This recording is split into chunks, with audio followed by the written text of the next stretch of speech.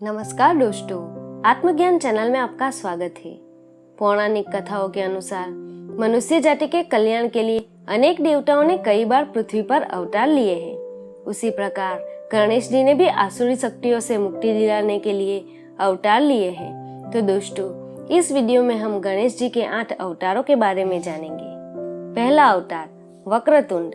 श्री गणेश ने अपना यह अवतार मत्सरासुर नामक एक असुर का वध करने के लिए लिया था।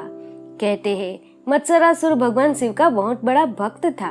उसने कठोर तप करके शिव जी को प्रसन्न किया था और उनसे वरदान प्राप्त कर लिया था। भोलेनाथ से मिले वरदान के कारण मत्सरासुर बहुत अहंकारी हो गया था। वह दैत्य गुरु शुक्राचार्य के कहने पर समस्त देवताओं पर अत्याचार करने लगा। उसके उत्पात से तंग आकर सभी देवतागण शिव जी के शरण में गए।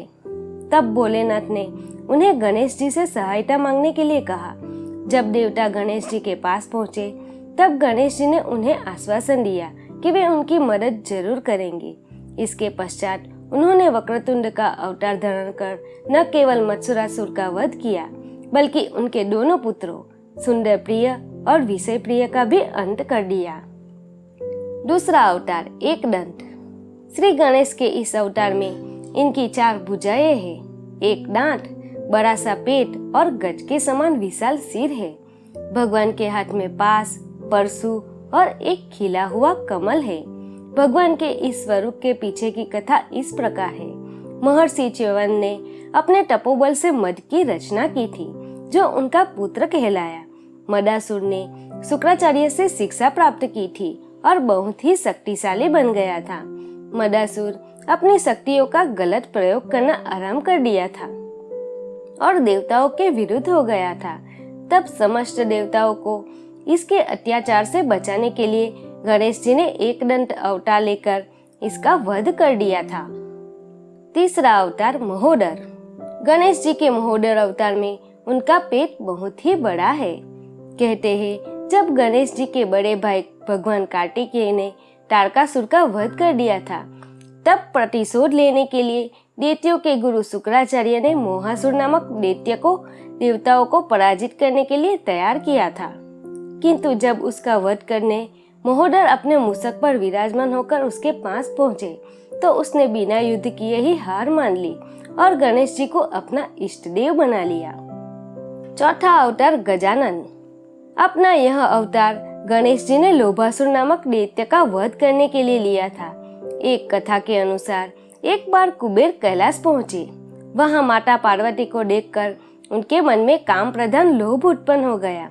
कहते हैं कुबेर के इसी लोभ से लोभासुर का जन्म हुआ। बाद में लोभासुर ने शुक्राचार्य के कहने पर शिव जी की आराधना करनी शुरू कर दी। उसकी पूजा से प्रसन्न होकर महादेव ने उसे निर्भय रहने का वरदान दे दिया था। किंतु भोलेनाथ से वरदान प्राप्त करने के बाद लोभासुर बहुत शक्तिशाली हो गया और उसने सभी लोगों पर कब्जा कर लिया। कहा जाता है कि स्वयं महादेव को कैलाश छोड़कर जाना पड़ा था।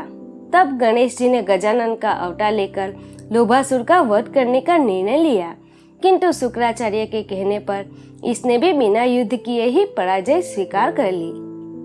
पांचवा अवतार लंबोदर।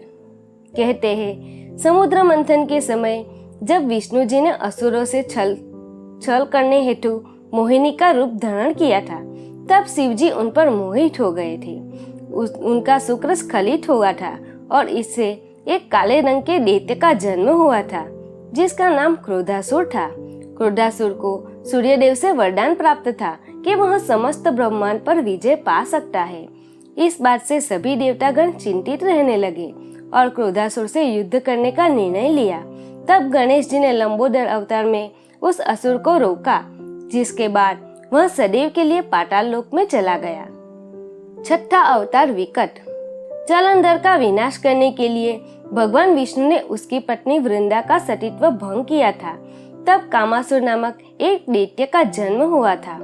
कामासुर ने शिव जी को प्रसन्न करने के लिए कठोर तपस्या की और उनसे त्रिलोक विजय का वरदान प्राप्त कर लिया था।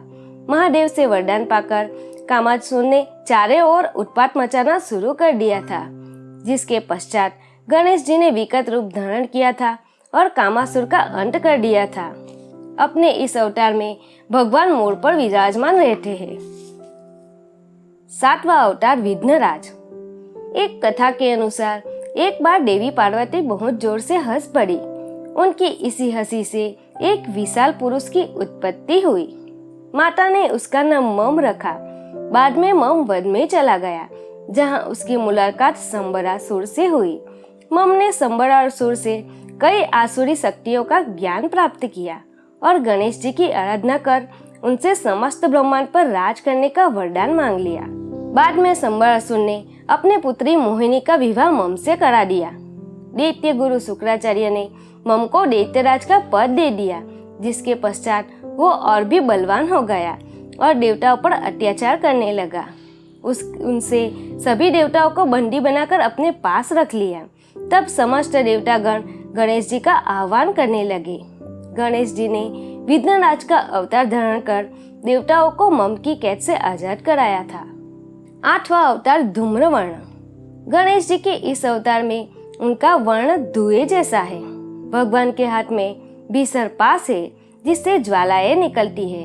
एक कथा के अनुसार एक बार ब्रह्मा जी ने सूर्यदेव को कर्म राज्य का स्वामी बना दिया, जिसके बाद सूर्यदेव को बहुत घमंड हो गया। एक दिन उन्हें छींक आई और जिससे अहम नामक एक दैत्य उत्पन्न हुआ। अहम ने शुक्राचार्य को अपना गुरु बना लिया और वह अहम से अहमतासुर बन गया। बाद में वह गणेश जी की उपासना कर उनसे वरदान पाकर और भी शक्तिशाली हो गया। उनसे देवताओं को प्रताड़ित करना शुरू कर दिया।